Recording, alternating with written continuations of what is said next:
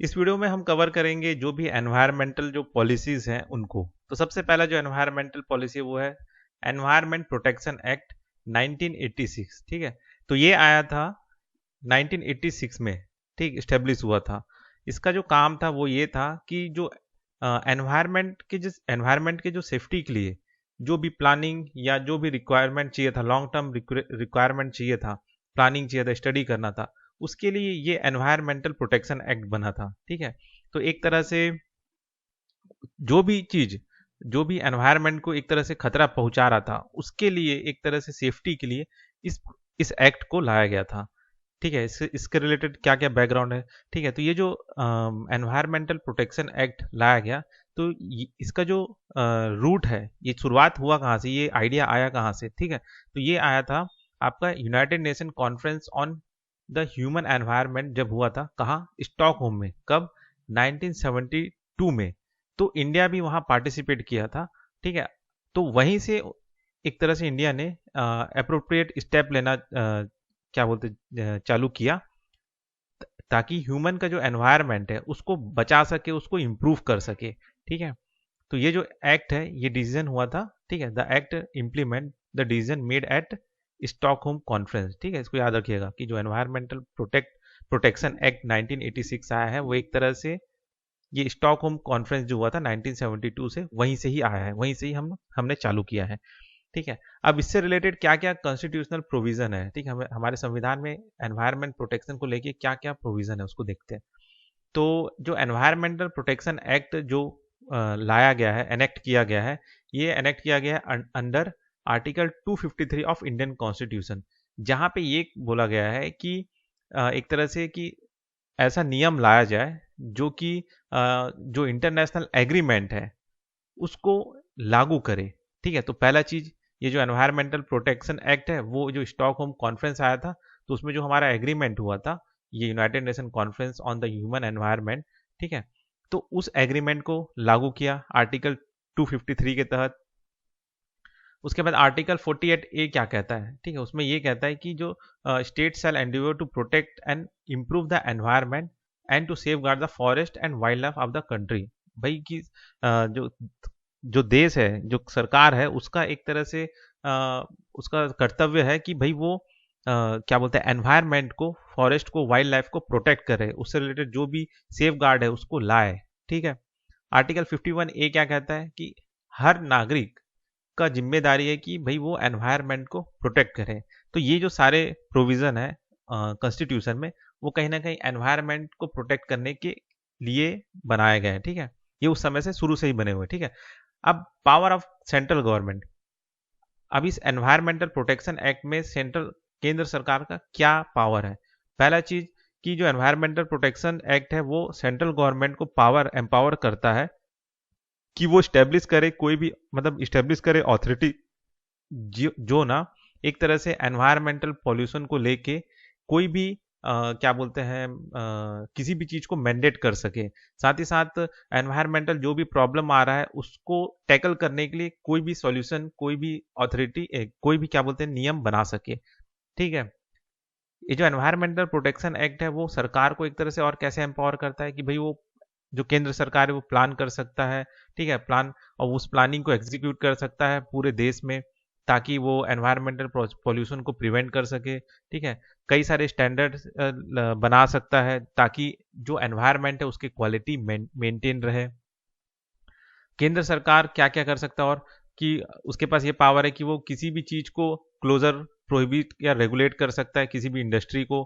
साथ ही साथ एक तरह से स्टॉप कर सकता है, रेगुलेट करता है सप्लाई ऑफ इलेक्ट्रिसिटी, वाटर और एनी अदर सर्विस, अगर कोई बात नहीं मान रहा है तो, या फिर किसको, हमको उसको सप्लाई, इलेक्ट्रिसिटी सप्लाई करना है, वाटर सप्लाई करना है, वो सब चीज ये केंद्र सरकार तय कर सकता है एज पर क्या बोलते हैं एनवायरमेंटल प्रोटेक्शन एक्ट। अगर मान के चलिए कि कोई कंपनी सही क्या बोलते हैं एनवायरमेंटल प्रोटेक्शन को लेके गाइडलाइंस को फॉलो नहीं कर रहा है, तो सरकार उनका बिजली पानी ये सब काट सकता है। ठीक है, अब ये जो एनवायरमेंटल प्रोटेक्शन एक्ट है इसका ड्रॉबैक क्या है, तो पहला चीज ये कि कंप्लीट सेंट्रलाइजेशन, मतलब ये पूरी की पूरे के पूरे तरह से ये एक तरह से केंद्र सरकार के हाथ में है। ठीक है, राज्य सरकार को कोई पावर नहीं है। नो पब्लिक पार्टिसिपेशन, इसमें क्या है कि एक तरह से जो पब्लिक पार्टिसिपेशन है ना, मतलब जो आम लोगों का जो भागीदारी है उसको इसमें कुछ बोला ही नहीं गया है, ठीक है, कि सिटीजन का जो इन्वॉल्वमेंट है उस चीज़ के बारे में इसमें कुछ नहीं बोला गया है। इनकम्प्लीट कवरेज ऑफ पॉल्यूटेंट्स, भाई आज के मॉडर्न कॉन्सेप्ट के हिसाब से कई सारा और पॉल्यूटेंट्स पैदा हो रहा है, ठीक है। जैसे ये जो नॉइस पॉल्यूशन है उसके बारे में कुछ नहीं बोला, रेडिएशन वेव्स जो है उसके बारे में, इस तरह का जो मॉडर्न पॉल्यूटेंट्स है उसके बारे में नहीं बात किया। तो ये जो चीज़ है ये सारा प्रॉब्लम है इस एनवायरमेंटल प्रोटेक्शन एक्ट में, ठीक है। अब जानते हैं ये एयर, है ना। अब ये दूसरा पॉलिसी है जो कि है आपका, जिसे हम एयर एक्ट भी कहते हैं, ठीक है। तो इसका पूरा नाम है air prevention and control of population pollution act 1981, ठीक। ये भी एक तरह से इसको कब लाया गया था, United nation general assembly on human environment जब हुआ था ना स्टॉकहोम में, तो उस समय पे इसको लाया गया था, ठीक है। इस एक्ट को लाया गया था, इंडिया भी इसमें पार्टिसिपेट किया था। तो उसने एक तरह से उस एग्रीमेंट को, जो यूनाइटेड नेशन ऑर्गेनाइजेशन में ये जो जनरल असेंबली हुआ था ह्यूमन एनवायरनमेंट में, तो उस एग्रीमेंट को लागू करने के लिए सरकार ने भी air prevention and control of pollution act लाया 1981 में, ठीक। ताकि एक तरह से जो एयर पॉल्यूशन है उसको रिड्यूस कर सके और एनवायरनमेंट को हेल्थियर कर सके। अब इसके क्या क्या सैलिएंट फीचर्स हैं, तो पहला चीज़ ये है कि जो ये एक्ट जो है ये स्टैब्लिश करता है आपका सेंट्रल पॉल्यूशन कंट्रोल बोर्ड केंद्र लेवल पे, ठीक है। और स्टेट पॉल्यूशन कंट्रोल बोर्ड बनाया स्टेट लेवल पे, ठीक है। तो ये जो सेंट्रल पॉल्यूशन कंट्रोल बोर्ड है ये एक तरह से सेंट्रल गवर्नमेंट का जो आदेश है उसको मानता है, और state government state pollution control board भी कहीं ना कहीं एक तरह से ये जो सीपीसीबी है इसका आदेश मानता है, ठीक है। लेकिन इसको देखने के लिए आपका स्टेट पॉल्यूशन कंट्रोल बोर्ड भी बनाया गया है, ठीक। जो स्टेट पॉल्यूशन कंट्रोल बोर्ड है वो एक तरह से आपका कॉम्प्रिहेंसिव प्रोग्राम करता है प्रिवेंशन करने के लिए एयर पॉल्यूशन को, ठीक। साथ ही साथ अच्छा इसमें और एक चीज़ और है इसमें, कि जो एयर पॉल्यूटेंट है उसका मतलब हमेशा सॉलिड लिक्विड या गैस, ठीक है। मतलब ये सारे चीज़ों को कवर करता है, यहाँ तक जो आपका नॉइस पॉल्यूशन जो है उसको भी जो एयर पॉल्यूशन है और एयर पॉल्यूटेंट जो है वो कवर करता है। और क्या क्या इसके सैलेंट फीचर है, पहला चीज कि ये एक तरह से एयर पॉल्यूशन जो एक्ट है एक तरह से मैंडेट करता है कि एमिशन स्टैंडर्ड सारे इंडस्ट्री और जो ऑटोमोबाइल इंडस्ट्री है वो अपनाए, ठीक है, as per air quality index के हिसाब से। साथ ही साथ ये एक तरह से there is also provision under air pollution act की जो स्टेट है वो free to test any facilities and collect fly ash dust sample, ठीक है। मतलब कि जो स्टेट पॉल्यूशन कंट्रोल बोर्ड है उनके पास हक है कि वो क्या बोलते हैं किसी भी चीज का जहां से उनको लग रहा है कि यहाँ से पॉल्यूशन फैल रहा है तो उसको वो चेक करने का उनके पास हक है, ठीक। 1987 an amendment to the air pollution prevention and control act also included noise pollution। 1987 में अमेंडमेंट करके नॉइस पॉल्यूशन को भी ऐड किया गया, ठीक है। और नॉइस पॉल्यूशन किस में आ रहा है, आपका एयर पॉल्यूशन के अंदर में उसको ऐड किया गया, ठीक। All operational industries inside specific air pollution control zone are directed by air act, ठीक है। तो जो भी इंडस्ट्रीज है, ठीक है, वो स्टेट बोर्ड से परमिशन लेंगे एज पर एयर एक्ट के थ्रू, ठीक है। In the state where water pollution control board are already किए the responsible of air pollution, ठीक है। अब जिस राज्यों में air water pollution control board बना हुआ है तो ऑटोमेटिक ये जो वाटर पॉल्यूशन कंट्रोल बोर्ड है उसकी ही रिस्पॉन्सिबिलिटी भी बनेगी कि वो एयर पॉल्यूशन को भी कंट्रोल करे, ठीक है। तो ये हो गया आपका एयर पॉल्यूशन एक्ट। अब जानते हैं वाटर एक्ट, तो वाटर एक्ट आया था, इसको पूरा है water prevention and control of population act 1974। एक तरह से इसने डिफाइन किया कि भाई ये वाटर पॉल्यूशन क्या होता है, सीवेज एफ्लुएंट क्या होता है, ट्रेड एफ्लुएंट क्या होता है, स्ट्रीम और बोर्ड्स क्या होता है, ठीक है। अब इसका जो सेलियंट फीचर है वो क्या है कि भाई एक तरह से जो ग्राउंड वाटर का क्या बोलते हैं क्वालिटी है, या जो सरफेस वाटर का जो क्वालिटी है उसको मेंटेन करना, उसको रिस्टोर करना, कंट्रोलिंग बॉडीज, भाई ये जो वाटर एक्ट है उसको लागू करने का उसके जो सेलियंट फीचर्स है या उसके जो नियम है, जो लॉ है उसको कौन एक तरह से लागू करेगा या नियम बनाएगा, तो सेंट्रल पॉल्यूशन और स्टेट पॉल्यूशन कंट्रोल बोर्ड, ठीक है। फंक्शन क्या है कि भाई एक तरह से पॉल्यूशन को कंट्रोल करना है, बस यही है और कुछ नहीं। अथॉरिटी क्या है, सेंट्रल पॉल्यूशन कंट्रोल बोर्ड और state pollution control board authority बना है जो कि एक तरह से एडवाइस देगा, कोऑर्डिनेट करेगा, टेक्निकल असिस्टेंस करेगा, ठीक है, कंट्रोल क्या चीज करने के लिए, वाटर पॉल्यूशन। ऑडिट करने का काम भी यही आपका central state pollution control board करता है। प्रोहिबिशन कि भाई एक तरह से ये जो एक्ट है वाटर एक्ट प्रोहिबिट करता है कि किसी भी तरह का पॉइजनस नॉइस नॉक्सियस या पॉल्यूटिन मैटर वाटर में आपको बहाना नहीं है, ठीक है। ये चीज़ है। पेनल्टीज इसके लिए जो फाइन और इम्प्रिजनमेंट है इस एक्ट में दिया गया है, इस वाटर एक्ट में। तो ये हो गया आपका वाटर एक्ट, ठीक है। तो ये एक और आपका पॉलिसी हो गया एनवायरनमेंट से रिलेटेड। और क्या है पॉलिसीज एनवायरनमेंट से रिलेटेड, तो ये है आपका वाइल्ड लाइफ प्रोटेक्शन एक्ट 1972। इसमें क्या है कि एक तरह से ये कब बना था, 1972 में एनेक्ट हुआ था, और ये एक तरह से लीगल फ्रेमवर्क तैयार करता है कि जो वाइल्ड लाइफ एनिमल्स है, ठीक है, वाइल्ड एनिमल्स है और प्लांट है, उनके जो जितने भी स्पीसीज है उनको प्रोटेक्ट करने का काम करता है। साथ ही साथ उनके जो हैबिटेट है उसको प्रोटेक्ट करना, मैनेज करना, रेगुलेट करना, और जो उससे रिलेटेड जो भी ट्रेड हो रहा है उसको रोकना, ठीक है। जैसे वाइल्ड एनिमल का कोई ट्रेड हो रहा है, प्लांट्स का कोई ट्रेड हो रहा है जो कि बहुत ही ज़्यादा क्या बोलते हैं संरक्षित पौधे हैं, ठीक है, या उससे रिलेटेड जो भी प्रोडक्ट्स है, एनिमल से रिलेटेड प्रोडक्ट या प्लांट से रिलेटेड प्रोडक्ट, उसको कंट्रोल करना, उसको मैनेज करना कि भाई आप किस पौधे को काट सकते हो, किस एनिमल का ये नहीं बेच सकते, ये सब चीज को करने का जो काम है ये वाइल्ड लाइफ प्रोटेक्शन एक्ट 1972 करता है।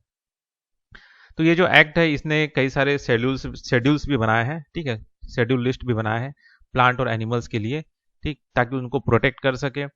तो इंडिया जो है एंट्री किया था किसमें, साइट्स, ठीक है। ये क्या है, convention on international trade in endangered species of wild flora and fauna, ठीक है। तो इस चीज में इंडिया भी पार्टिसिपेट किया था, और यही चीज एक तरह से वाइल्ड लाइफ एक्ट को और सपोर्ट करता है, ठीक है। जम्मू कश्मीर जो है was not covered by wildlife protection of 1972, ठीक। और जो India wildlife protection act not apply to JNK as a result of reorganisation act, ठीक है। तो ये जो आपका जम्मू कश्मीर में ये जो वाइल्ड लाइफ प्रोटेक्शन एक्ट है ये लागू नहीं होता है। अब कॉन्स्टिट्यूशनल प्रोविजन क्या है कि भाई संविधान में इस वाइल्ड लाइफ प्रोटेक्शन एक्ट को लेके क्या क्या चीजें दी गई हुई है पहले से ही। तो आपका 42nd अमेंडमेंट एक्ट 1976 जो है वो एक तरह से फॉरेस्ट का प्रोटेक्शन करना, वाइल्ड लाइफ एनिमल्स का, बर्ड्स का प्रोटेक्ट करना, ठीक है। इसको एक तरह से ट्रांसफर किया था from state to concurrent list, जो स्टेट लिस्ट में था उसको कंकरेंट लिस्ट में कर दिया। फिर article 51A of the constitution states that it shall be the fundamental duty of the every citizen to protect and improve the natural environment including forest and wildlife, कि भाई हर नागरिक का कर्तव्य होता है कि वो अपने पर्यावरण को बचाए। आर्टिकल 48A जो है कहीं ना कहीं जो directive principle of state policy है, जो कि ये बताता है कि राज्यों का काम है, देश का काम है कि भाई वो प्रोटेक्ट करे एनवायरनमेंट को, वाइल्ड लाइफ को, फॉरेस्ट को। तो ये कुछ प्रोविजंस है 48A 51A, ठीक है, जो कि संविधान में दिया गया है एनवायरनमेंट को बचाने के लिए। अब जानते हैं इसमें जो एक्ट है, ये जो एक्ट है वाइल्ड लाइफ प्रोटेक्शन एक्ट, इसमें जो मैंने आपको बताया था ना कि जो शेड्यूल्स दिए हैं, लिस्ट दिए हुए हैं कि प्लांट और एनिमल को रखे हैं कि भाई जैसे सबसे मतलब खतरा वाला जो है उसके लिए एक शेड्यूल बनाया, जो थोड़ा सा कम खतरे में है उसके लिए अलग बनाया। तो टोटल इन्होंने 5 शेड्यूल बनाया। तो पहला जो शेड्यूल्स है वो है शेड्यूल 1। इसमें वो सारे स्पीसीज हैं जो कि एंडेंजर्ड है, ठीक है, इनको बहुत ज़्यादा प्रोटेक्शन का जरूरत है, ठीक है। तो वो सारे आते हैं आपका शेड्यूल 1 में, ठीक है। इस तरह के स्पीसीज जो हैं are schedule are prohibited to be hunted throughout the India, मतलब इस तरह के जो प्रजाति के जो जीव हैं उनको मारना बिल्कुल भी मतलब बिल्कुल मना है, प्रोहिबिट है, ठीक है।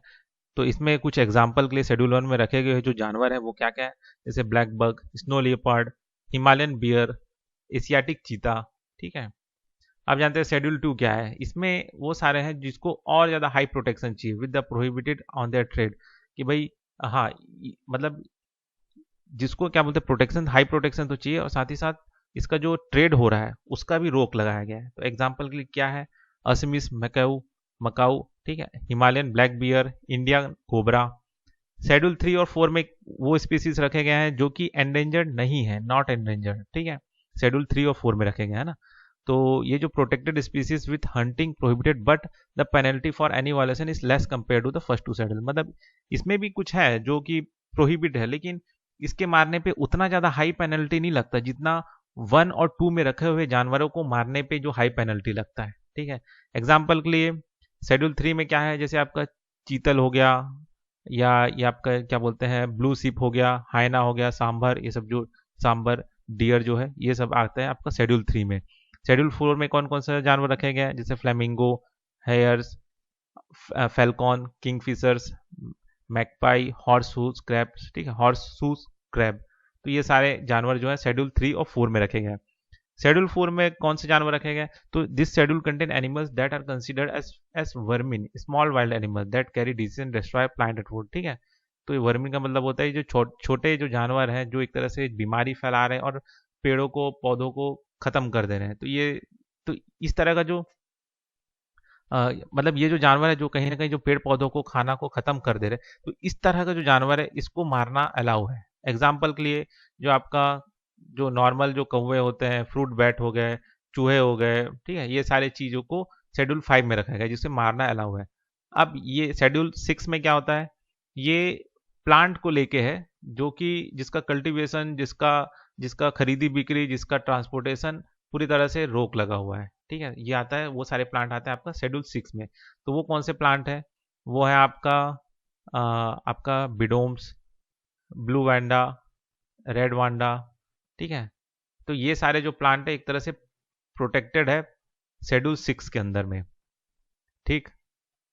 और इसका जो ट्रेड या कल्टीवेशन करना है, उगाना है, तो भाई आपको पहले परमिशन लेना होगा, इसको भी याद रखिएगा, ठीक।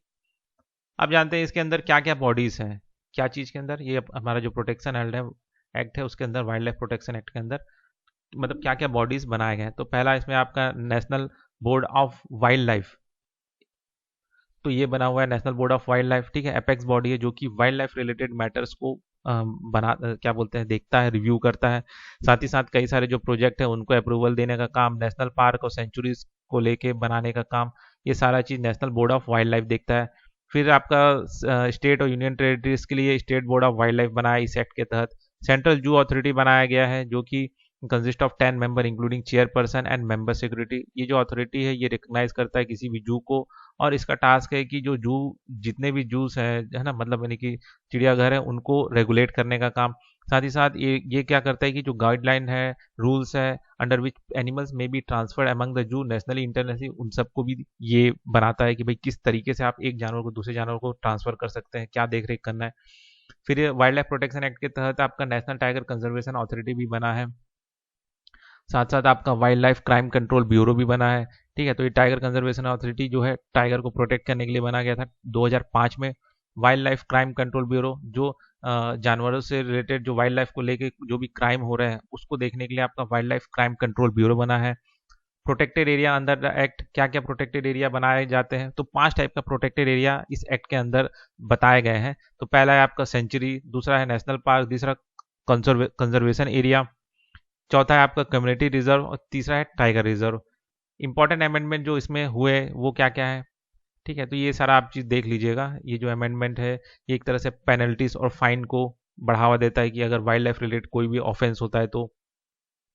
फिर 2002 में और क्या हुआ कि इन्होंने एक तरह से 2002 में आपका जो कम्युनिटी रिजर्व्स है वो चीज़ आया, ठीक है, कॉन्सेप्ट ऑफ कम्युनिटी रिजर्व।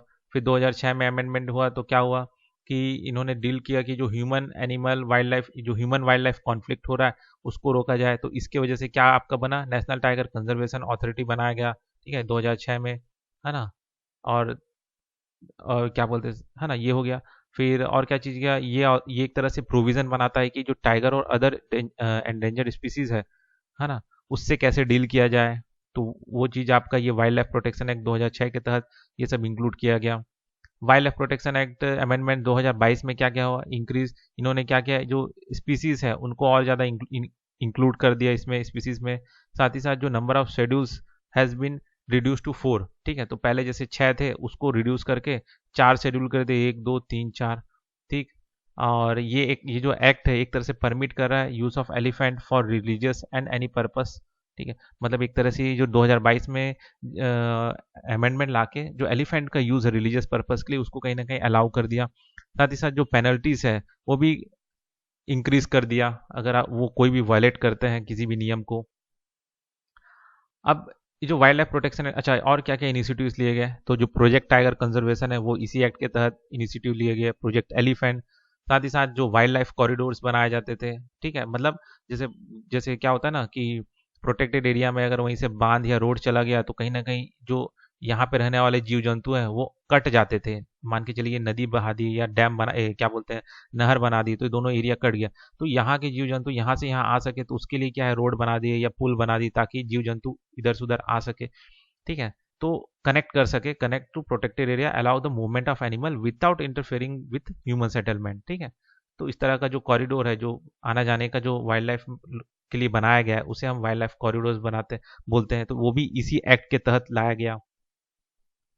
आप जानते हैं फॉरेस्ट कंजर्वेशन एक्ट। ठीक है, तो ये एक और एनवायरमेंटल पॉलिसीज है जिसे लाया गया था 1980 के समय में। एक तरह का इंपॉर्टेंट लेजिस्लेशन है जो कि सरकार ने लाया है। इसका काम है ताकि जो रेगुलेट कर सके जो डाइवर्सन हो रहा है फॉरेस्ट लैंड का नॉन फॉरेस्ट्री पर्पस के लिए, है ना। तो इसके जो ऑब्जेक्टिव्स हैं वो क्या क्या है। पहला चीज कि इसका की ऑब्जेक्टिव है कि जो फॉरेस्ट है उसको कंजर्व करे। ठीक है, साथ ही साथ सस्टेनेबल मैनेजमेंट करे। दूसरा है रेगुलेट करे डाइवर्सन ऑफ फॉरेस्ट लैंड और नॉन फॉरेस्ट्री पर्पस, कि भाई ये जो जमीन जो है फॉरेस्ट लैंड या नॉन फॉरेस्ट्री पर्पस के लिए जो यूज़ करे, जैसे कि माइनिंग। ठीक है, जैसे फॉरेस्ट लैंड हो गया उसका आप नॉन फॉरेस्ट्री पर्पस क्या हो सकता है, जैसे माइनिंग हो गया, इंडस्ट्रियल प्रोजेक्ट हो गया या इंफ्रास्ट्रक्चर डेवलपमेंट हो गया। तो उसको रेगुलेट करने का काम करते हैं कि भाई हाँ आप यहाँ पे क्या बोलते हैं घर बना सकते हो कि नहीं, माइनिंग एक्टिविटी कर सकते हो कि नहीं, कि इंडस्ट्रियल प्रोजेक्ट ला सकते हो कि नहीं, तो उससे रिलेटेड नियम बनाता है। दूसरा साथ ही साथ ये तीसरा ये क्या करता है कि जो भी डाइवर्सन हो रहा है फॉरेस्ट लैंड में वो एक स्पेसिफिक पर्पस के लिए हो। ठीक है, और उसके लिए केंद्र सरकार से पूछे। ठीक है, और क्या है इसका ऑब्जेक्टिव कि compensate any loss of forest cover such as diversion by undertaking afforestation and reforestation activity, कि भाई अगर आप कहीं पे जंगल काट रहे हो तो उसको दूसरे जगह पे जंगल उगा के आप उसको एक तरह से कंपनसेट करो, तो उस चीज को भी फॉरेस्ट कंजर्वेशन एक्ट देखता है। और क्या चीज होता है फॉरेस्ट कंजर्वेशन एक्ट का सेलियंट फीचर। ठीक है, इसका एम तो वही है रेगुलेट करना diversion of forest and non forestry purpose, ensure the sustainability use of forest resources and promote afforestation और रिफॉरेस्टेशन। ठीक है, तो इसके जो फीचर्स क्या हैं, सेंट्रल गवर्नमेंट अप्रूवल। ठीक है, सेंट्रल केंद्र सरकार मैंडेट करता है कि भाई जो फॉरेस्ट लैंड है उसको नॉन फॉरेस्ट्री पर्पस के लिए यूज किया जाए कि नीचे किया जाए। Compensation for lost of forest cover, कि भाई वही है कि अगर एक जगह आप पेड़ काट रहे हैं तो भाई दूसरे जगह भी आप पेड़ लगाएं, तो इस एक्ट के तहत वो चीज़ बोलता है।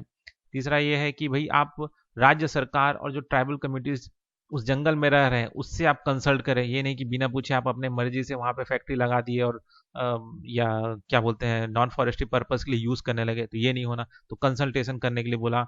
साथ ही साथ mandatory undertaking for compensatory afforestation, कि भाई आप जितना जमीन आप नॉन फॉरेस्ट लैंड आप यूज़ कर रहे हो, ठीक है, मतलब है ना, मतलब है कि जो जो जगह को आप डिफॉरेस्टेशन कर रहे हो तो उतना ही इक्वल एरिया को आपको क्या बोलते हैं फॉरेस्ट बनाना है। मतलब act requires that an equal area of non forest land be afforested और reforested as a compensatory measure to loss the forest land due to diversion. मतलब जिस जगह को आपने पेड़ काट के एक तरह से नॉन फॉरेस्ट लैंड बना दिया है, तो आपको उतना ही जमीन, उतना ही बराबर का जमीन आपको जो दूसरे जगह पे जो नॉन फॉरेस्ट लैंड है वहां पे आपको एफॉरेस्टेशन करना है, रिफॉरेस्टेशन करना है, ये कह रहे हैं। ठीक है, डिम्ड फॉरेस्ट का क्या होता है, the act recognise the concept of deemed forest which refers to area that are not officially classified as forest but are ecology sensitive and have forest like characteristics such as such area are also subjected to the क्या चीज है वो, हाँ approval. इस deemed forest का मतलब ये होता है कि वो जंगल जैसा तो नहीं है लेकिन देखा जाए तो वो इकोलॉजिकली सेंसिटिव है, मतलब वो कहीं ना कहीं उसमें फॉरेस्ट लाइक कैरेक्टरिस्टिक है।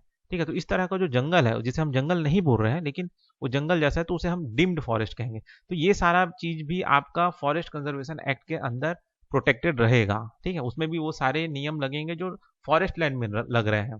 ठीक है, इससे रिलेटेड पेनल्टीज और क्या चीज है कि भाई आपको 15 महीने का जेल होगा, फाइन होगा लगभग 10,000 का, या फिर दोनों ही एक साथ होगा। तो ये सारे जो फाइन है ये सब फॉरेस्ट कंजर्वेशन एक्ट के तहत आते हैं। तो ये हो गया आपका फॉरेस्ट, ये हो गया मतलब एनवायरनमेंट से रिलेटेड जितना भी पॉलिसी है वो चीज़। तो इस वीडियो में बस इतना ही, फिर मिलते हैं नेक्स्ट वीडियो में।